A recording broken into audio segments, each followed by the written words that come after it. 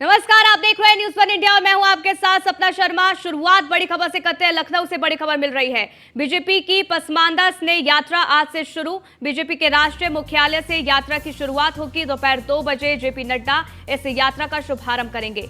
UP में 27 जिलों से ये पसमानदा स्नेह यात्रा गुजरेगी और वहीं आपको बता दें कि 1 अगस्त को उत्तर प्रदेश में प्रवेश करेगी स्नेह यात्रा। 1 अगस्त को गाजियाबाद और बुलंदशहर जाएगी यात्रा। 2 को हापुड़, मेरठ, मुजफ्फरनगर, सहारनपुर पहुंचेगी यात्रा। 4 अगस्त को बिजनौर और अमरोहा पहुंचेगी यात्रा। 5 अगस्त को मुरादाबाद, रामपुर और बरेली ये यात्रा पहुंचेगी। 6 को शाहजहांपुर, सीतापुर और लखनऊ पहुंचेगी यात्रा। 7 को बलरामपुर, बाराबंकी और गोंडा पहुंचेगी स्नेह यात्रा। 8 को अयोध्या, सुल्तानपुर, अमेठी और प्रयागराज ये यात्रा जाएगी। 10 को आजमगढ़, देवरिया, गोरखपुर से बिहार में ये यात्रा जो है प्रवेश करेगी। तो बीजेपी की पसमानदा स्नेह यात्रा की आज से शुरुआत है और यूपी में किन किन जिलों से ये यात्रा होकर गुजरेगी इसकी लगातार जानकारी आपको दे रहे हैं और किस तारीख को कहां पहुंचेगी इसकी भी। तो 10 को आजमगढ़, देवरिया, गोरखपुर से बिहार में प्रवेश करेगी बीजेपी की पसमानदा स्नेह यात्रा की जो शुरुआत है वो आज से हो गई है। वहीं आपको बता दें कि बीजेपी के राष्ट्रीय मुख्यालय से इस यात्रा की शुरुआत होगी। दोपहर 2 बजे जेपी नड्डा इस यात्रा का शुभारंभ करेंगे।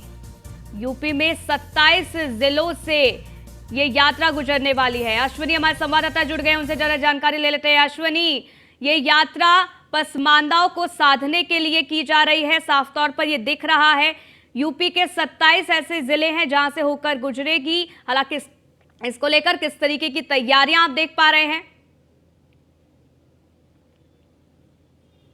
बिल्कुल बात करें तो उत्तर प्रदेश समेत पूरे देश में अगले साल लोकसभा चुनाव होना है और भारतीय जनता पार्टी इस समय पसमानदा समाज जो मुस्लिम है उसको अपने साथ जोड़ने के लिए कई कवायद कर रही है। देखा जा रहा लगातार उसको लेकर एक कार्यक्रम हो रहा है और साथ ही साथ भारतीय जनता पार्टी के हौसले इसलिए बुलंद है क्योंकि अभी हाल ही में जो उपचुनाव हुआ था लोकसभा को लेकर के, जिसमें रामपुर, आजमगढ़ दोनों जहां पसमानदा समाज के मुस्लिमों की संख्या ज्यादा है और वहां पर भारतीय जनता पार्टी को जीत मिली थी, जिससे कहीं ना कहीं अब भारतीय जनता पार्टी को लग रहा है अगर पसमानदा समाज को साधने में हम लोग कामयाब होते हैं तो निश्चित तौर पर लोकसभा का चुनाव और आसान भारतीय जनता पार्टी का उत्तर प्रदेश में होगा। निश्चित तौर पर इसको लेकर के पसमानदा समाज के लिए यात्रा निकलने जा रही है, जिसकी शुरुआत दिल्ली में आज जो राष्ट्रीय भाजपा के राष्ट्रीय अध्यक्ष जेपी नड्डा करेंगे आज दोपहर 2 बजे और उत्तर प्रदेश के 27 जिले के होते हुए यात्रा निकलेगी। 27 जिले वो हैं जहां पर पसमानदा समाज के लोग ज्यादा रहते हैं, संख्या में हैं।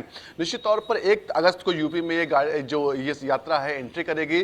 गाजियाबाद, बुलंदशहर 1 तारीख को रहेगी। उसके बाद धीरे धीरे आगे आगे बढ़ते बढ़ते 10 अगस्त को जो है आजमगढ़, गोरखपुर, देवरिया होते हुए ये बिहार में प्रवेश कर जाएगी। 10 दिनों का समय है। 10 दिनों में कहीं ना कहीं भारतीय जनता पार्टी पसमानदा समाज के जो तमाम मुस्लिम वर्ग वह है उसको अपने साथ लाने की कोशिश करेगी। भारतीय जनता पार्टी लगातार कह रही है कि पसमानदा समाज जो रहा है मुस्लिमों में उसका हमेशा तिरस्कार रहा है, उसको हमेशा बैकफुट पर रखा गया। तमाम जो पसमानदा समाज के नेता हैं वो भी इस चीज को कहते हैं खुले मंचों पर कि तमाम सरकारें आई, मुस्लिमों का वोट तो लिया लेकिन पसमानदा समाज के लिए कुछ नहीं किया गया। ऐसे में कहीं ना कहीं भारतीय जनता पार्टी के पास एक बड़ा मौका है और कहीं ना कहीं भारतीय जनता पार्टी उसको बनाने में लगी हुई, क्योंकि इससे पहले देखा था कि दलित वोट बैंक था, उस पर मायावती बसपा अपना एक शक्त राज्य मानती थी, लेकिन धीरे धीरे भारतीय जनता पार्टी ने उसमें भी छेद कर दिया और कहीं ना कहीं जाटो जो वर्ग है उसको छोड़ के बाकी जो दलित वर्ग आते हैं, जातियां आती हैं, वो कहीं ना कहीं भारतीय जनता पार्टी के साथ जुड़ रही हैं लगातार और बड़ी संख्या में वोट भी भारतीय जनता पार्टी कर रही है। तो ऐसे में कहीं ना कहीं भारतीय जनता पार्टी की उम्मीदें ज्यादा हैं और उन उम्मीदों को कहीं ना कहीं एक साकार रूप देने के लिए भारतीय जनता पार्टी लगातार प्रयास कर रही है और उसी के तहत ये पसमानदा समाज की जो यात्रा निकलने जा रही है इसको देखा जा रहा है, क्योंकि अगर उत्तर प्रदेश में पसमानदा समाज का मुस्लिम भारतीय जनता पार्टी के साथ जुड़ता है तो निश्चित तौर पर 10 से 15 सीटें ऐसी होंगी जिन पर भारतीय जनता पार्टी बेफिक्र होकर के चुनाव लड़ सकती है, क्योंकि चाहे रामपुर की बात करें, चाहे आजमगढ़ की बात करें, चाहे बहराइच की बात करें या गाजियाबाद, बुलंदशहर, ये तमाम जिले हैं जहां पर पसमानदा समाज के लोग ज्यादा रहते हैं और यहां पर अगर भारतीय जनता पार्टी जो है पसमानदा समाज को अपने साथ लाने में कामयाब होती है तो निश्चित तौर पर आने वाले लोकसभा चुनाव में भारतीय जनता पार्टी की जीत सुनिश्चित मानी जाएगी। जी, इस यात्रा के दौरान किस तरीके के कार्यक्रम अश्विनी देखने को मिल सकते हैं? बिल्कुल जब यह यात्रा निकलेगी तो जिलों पर जब जाएगी वहां पर पसमानदा समाज का एक सम्मेलन रखे जाएंगे, नुक्कड़ सभाएं तरह की होंगी जहां पर जो लोग होंगे वहां पसमानदा समाज के लोगों को इकट्ठा किया जाएगा और बताया जाएगा कि केंद्र सरकार ने, उत्तर प्रदेश सरकार ने मुस्लिमों के लिए क्या खास तौर पर क्या क्या कौन कौन सी योजनाएं हैं जिनका सीधे तौर पर इनको फायदा मिले। साथ ही साथ पिछली सरकारों ने किस तरीके से पसमानदा समाज का तिरस्कार किया था, सिर्फ वोट बैंक तक ही सीमित रखा था। ये तमाम चीजों को लेकर के तमाम जो वरिष्ठ नेता होंगे, मुस्लिम नेता वो जाएंगे, साथ ही साथ भारतीय जनता पार्टी के तमाम दिग्गज होंगे वो इस कार्यक्रम में मौजूद रहेंगे। जी बिल्कुल अश्विनी, बने रहिएगा और आगे भी आपसे अपडेट लेते रहेंगे। तो बीजेपी की पसमानदा स्नेह यात्रा की शुरुआत आज से हो गई है और आपको बता दें कि आज से इसकी शुरुआत होगी और शुरुआत की जाएगी और इस दौरान पसमानदा समाज को साधने की यहां पर बीजेपी साफ तौर पर कोशिश करती नजर आने वाली है। लेकिन यूपी में 27 जिलों से ये यात्रा जो है वो गुजरने वाली है और इस दौरान कई ऐसे कार्यक्रम हैं जो कि आयोजित किए जाएंगे। आपको बता दें कि बीजेपी के जो राष्ट्रीय अध्यक्ष हैं वो भी इस दौरान साधते हुए नजर आने वाले हैं। तो बीजेपी के राष्ट्रीय मुख्यालय में इस यात्रा की शुरुआत होगी। दोपहर 2 बजे बताया जा रहा है कि जेपी नड्डा इस यात्रा का शुभारंभ करेंगे। वहीं यूपी की अगर बात कर ली जाए तो 27 ऐसे जिले हैं जहां से पसमानदा स्नेह यात्रा होकर गुजरेगी। 1 अगस्त को उत्तर प्रदेश में ये स्नेह यात्रा प्रवेश करेगी और उसके बाद आपको बता दें कि 1 अगस्त को गाजियाबाद और बुलंदशहर ये यात्रा जाएगी।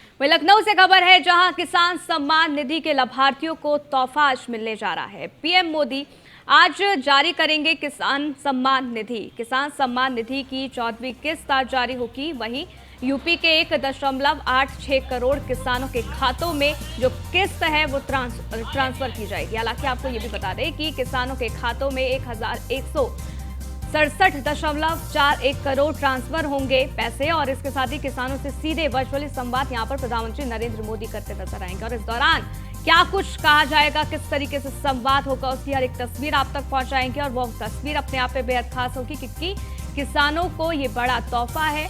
किसान सम्मान निधि के लाभार्थियों को तोहफा मिलने जा रहा है। यहाँ पर आपको बता दें कि 14वीं किस्त जो है वो जारी की जाएगी। इसके साथ ही यूपी के 1.86 करोड़ किसानों के खाते में पैसे दिए जाएंगे। किसानों के खातों में 4167.41 करोड़ ट्रांसफर किए जाएंगे। तो यहाँ पर वर्चुअली भी प्रधानमंत्री जुड़ने वाले हैं और वर्चुअली संवाद यहाँ पर किसानों के साथ करते वो नजर आएंगे और इस दौरान तमाम बातें वो किसानों से पूछ सकते हैं। इससे पहले की तस्वीरें भी हमने आपको लगातार दिखाई थी किस तरीके से किसान सम्मान निधि के लाभार्थियों से वो बात करते हुए नजर आए थे। हालांकि आज किस मौके पर प्रधानमंत्री नरेंद्र मोदी किस तरीके से संवाद करते हैं ये अपने आप में देखना बेहद दिलचस्प होगा। तो यहाँ किसानों को ये बड़ा तोहफा किसान सम्मान निधि के जरिए मिलने जा रहा है। तो लाभार्थियों को तोहफा दिया जाएगा। आपको बता दें कि प्रधानमंत्री नरेंद्र मोदी किसान सम्मान निधि जारी करेंगे। इसके साथ ही किसान सम्मान निधि की 14वीं किस्त जारी होगी और इसके साथ ही यूपी के 1.86 करोड़ किसानों के खातों में किस्त दी जाएगी। किसानों के खातों में 4167.41 करोड़ ट्रांसफर किए जाएंगे। किसानों से वर्चुअली संवाद में प्रधानमंत्री नरेंद्र मोदी करने वाले हैं। हालांकि इस कार्यक्रम को लेकर जो तैयारियां हैं वो पूरी कर ली गई है। तो यहां पर उत्तर प्रदेश को भी साफ तौर पर साधने की कोशिश और इसके जरिए विशेष और महत्वपूर्ण कार्यक्रम आज होने जा रहा है। वर्चुअली संवाद यहां पर किसानों के साथ प्रधानमंत्री नरेंद्र मोदी करने वाले हैं और उस दौरान क्या कुछ बड़ी बातें की जाएंगी ये देखना होगा।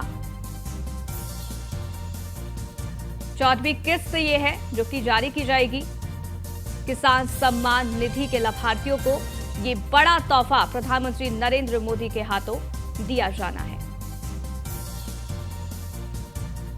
अश्विनी लगातार हमारे साथ बने हुए हैं। अश्विनी, किसान सम्मान निधि के लाभार्थियों को यह तोहफा दिया जाएगा। यूपी के 1.86 करोड़ किसानों को ये तोहफा मिलने जा रहा है, इसको लेकर किस तरीके से तैयारियां नजर आ रही हैं?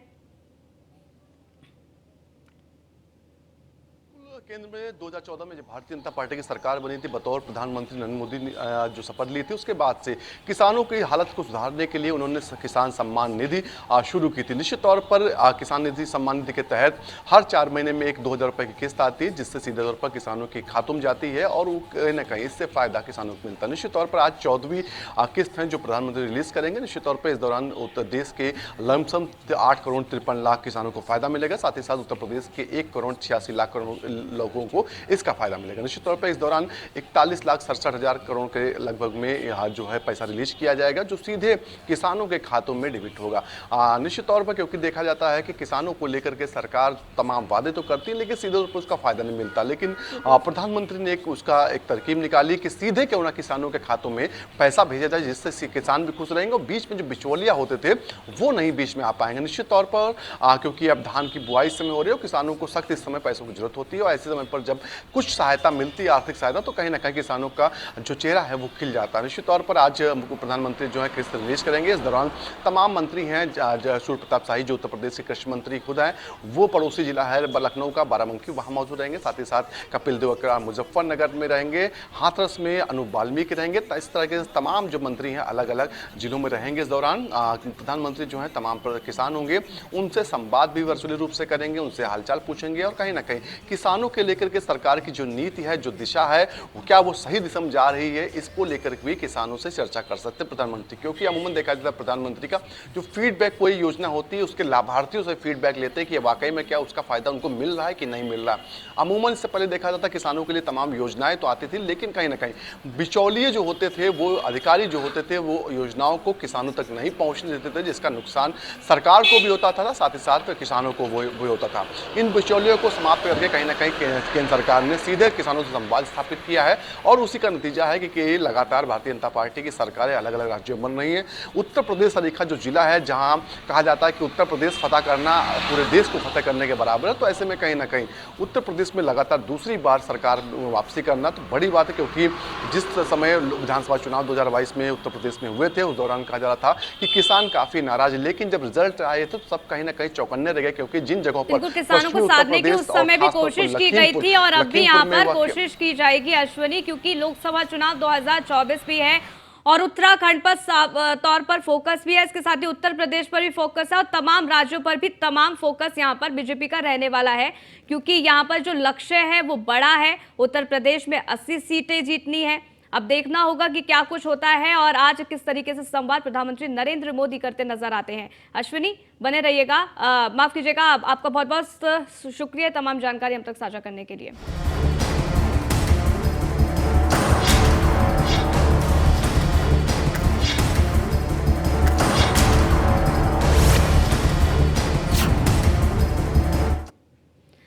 वही ज्ञानवापी सर्वे पर रोक का आखिरी दिन आज है। हाईकोर्ट में आज भी एसआई सर्वे पर सुनवाई होगी। मुस्लिम पक्ष ने 2 दिन का वक्त और मांगा है। आज दोपहर 3:30 बजे हाईकोर्ट में सुनवाई होगी। सर्वे पर रोक की मांग कर रहा है मुस्लिम पक्ष। अब इस पूरे मामले को लेकर आज क्या कुछ फैसला आता है, इस पर लगातार नजर बनी रहेगी। लेकिन यहाँ पर आपको बता दें कि अब निगाहें रहने वाली है कोर्ट के उस फैसले पर। 3:30 बजे बताया जा रहा है कि फैसला आ सकता है। एसआई सर्वे पर हाईकोर्ट में सुनवाई होगी। मुस्लिम पक्ष और हिंदू पक्ष अपनी दलीलें रखेगा।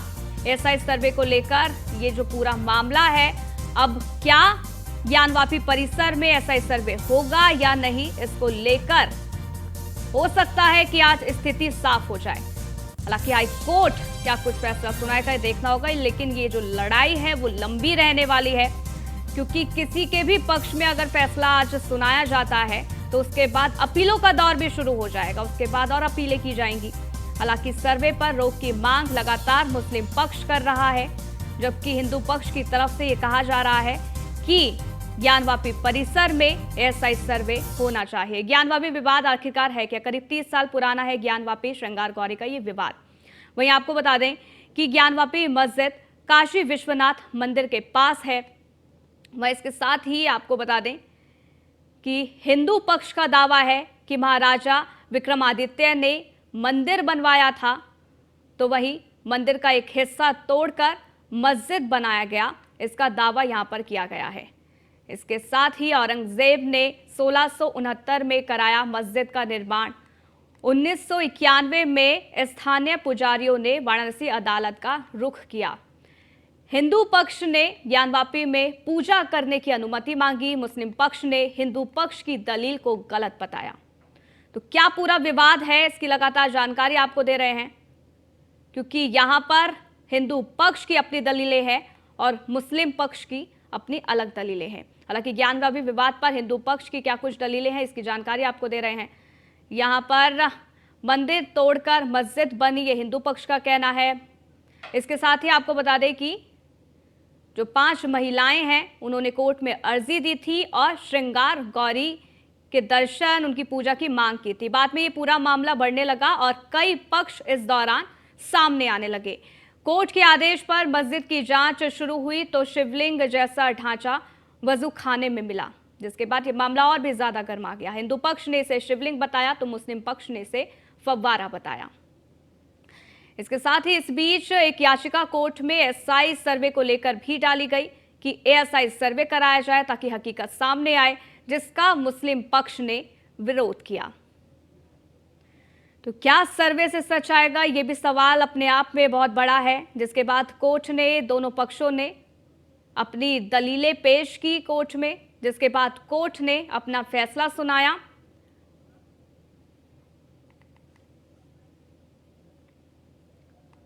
तो अयोध्या की राह पर ज्ञानवापी है और क्या कुछ पूरा मामला है, क्या ऐसा इस सर्वे से हकीकत सामने आएगी कि नहीं, ये अपने आप में बड़ा सवाल है।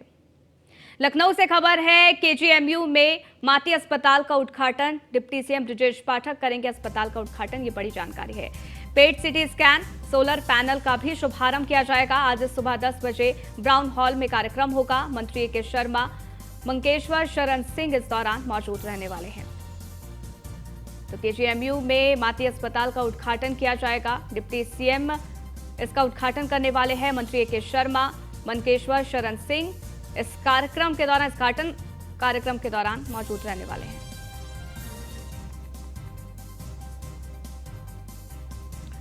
लखनऊ से खबर है, यूपी सरकार चलाएगी मेरी माटी मेरा देश अभियान। 9 अगस्त से 30 अगस्त तक चलाया जाएगा अभियान। शहीदों, स्वतंत्रता सेनानियों की पट्टिकाएं इसमें लगाई जाएंगी। इसके साथ ही शहीदों के परिजनों का सम्मान यहां पर यूपी सरकार करेगी। सीएम की मौजूदगी में 25 या 26 अगस्त को पौधारोपण भी होगा। अभियान का 30 अगस्त को दिल्ली में समापन होगा। मुख्य सचिव दुर्गा शंकर मिश्रा ने इसके लिए निर्देश जारी कर दिए हैं।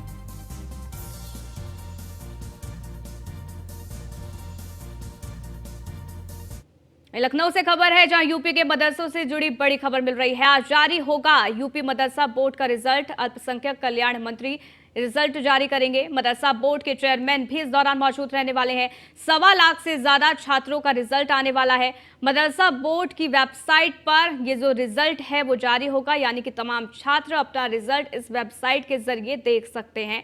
हालांकि इस पर लगातार नजर बनी रहेगी।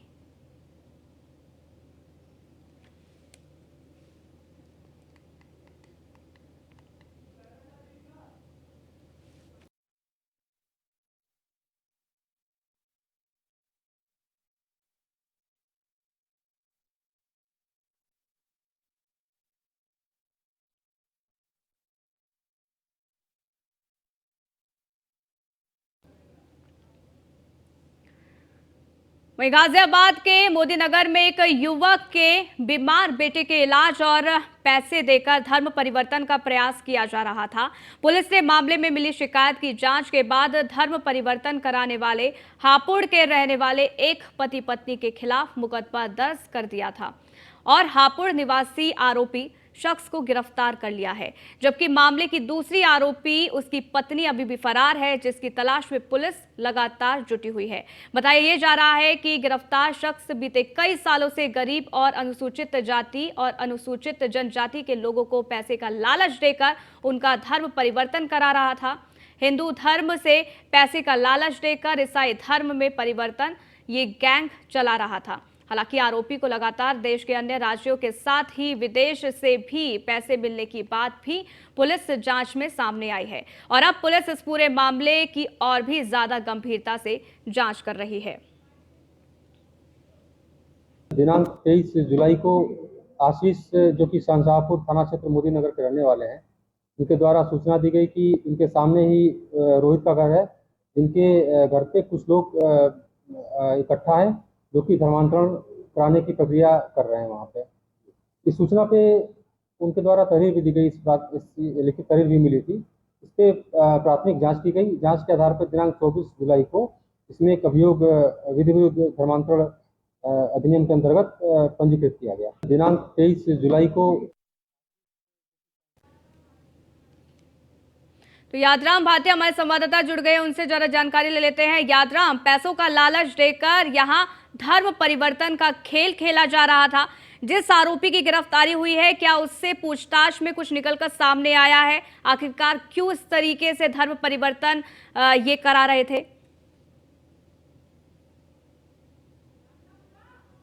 गिरफ्तार किया है। एक जो इस मामले में मुख्य आरोपी है उसको गिरफ्तार किया है। साथ ही जो उसकी एक हापुड़ में पत्नी है वो बैथल है, गोपाल के नाम से एक ट्रक चलाते थे और विदेशी फंडिंग का पैसा उनके पास आता था। उसी पैसे को ये लोग जो धर्मांतरण है उसके लिए इस्तेमाल करते थे। मोदी नगर शाहजहांपुर में एक आशीष नाम का एक युवक है और उसकी मां के खिलाफ शिकायत दी थी। आशीष का आरोप था कि माँ बेटा दोनों में पैसे देकर उसका रुपये धर्म अपनाने का जो दबाव है वो डालते थे और उसके बाद जब हिंदू संगठनों को मामले का पता चला तो उन्होंने हंगामा किया, जिसके बाद पुलिस हरकत में आई और जो मुख्य आरोपी को पादरी है उस पादरी को पुलिस ने गिरफ्तार किया है और पुलिस पूरे मामले की पूछताछ कर रही है कि आखिर जो फंडिंग है वो विदेशों को कहाँ से आती थी और पिछले कितने दिनों से जो पादरी है वो पूरे मामले में सक्रिय था। गाजर मामले में बता दूं कि ये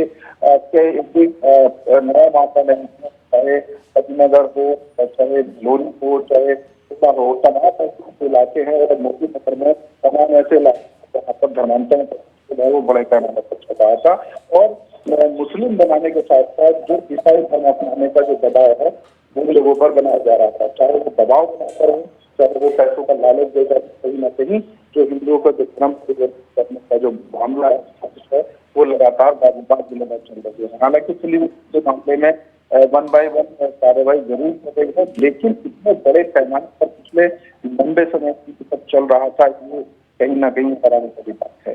ठीक है यादराम, बहुत बहुत शुक्रिया तमाम जानकारी हम तक साझा करने के लिए। लखनऊ से खबर है जहां यूपी पीसीएल चेयरमैन एवं एम देवराज का एक्शन देखने को मिला है। आपको बता दें कि वित्तीय अनियमितता से विद्युत अफसरों पर यहां पर क्लास लगाई गई है। विद्युत बिल के संशोधन में खामियां मिली हैं। बिजली कनेक्शन में देरी पर यह गाज गिरी है। वहीं आपको बता दें कि 1 अधीक्षण और 2 अधिशासी अभियंता समेत 9 के खिलाफ कार्रवाई की गई है। अधिशासी अभियंता हरिशंकर की पेंशन से 3% की कटौती की गई है। उपखंड अधिकारी ईश्वर शरण सिंह की वेतन वृद्धि रुकी है। वहीं अधीक्षण अभियंता रमेश चंद्र को प्रतिकूल प्रविष्टि, इसके साथ ही XEN चंद्रशेखर और SDO Chandrabhan Chaurasia JE Prince Pathak को प्रतिकूल प्रविष्ट। मुजफ्फरनगर में शराब की दुकान के बाहर देर रात युवकों में मारपीट हुई। आपको बता दें कि मौके पर पहुंची पुलिस ने 2 युवकों को हिरासत में ले लिया है। कचहरी पुलिस चौकी से 50 मीटर की दूरी पर यह मारपीट की गई है, जिसकी अब तस्वीर भी आपको दिखा रहे हैं। हालांकि आपको बता दें कि 2 युवकों को हिरासत में ले लिया गया है। अब इनसे पूछताछ की जाएगी और कारण का पता लगाया जाएगा। लेकिन देखिए, ये जो मारपीट का वीडियो है वो भी अब जमकर वायरल हो रहा है।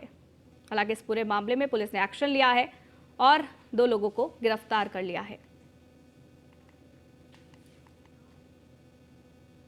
तो इस बुलेटिन में फिलहाल के लिए बस इतना ही, रुकेंगे एक छोटे से ब्रेक के लिए। देखते रहिए।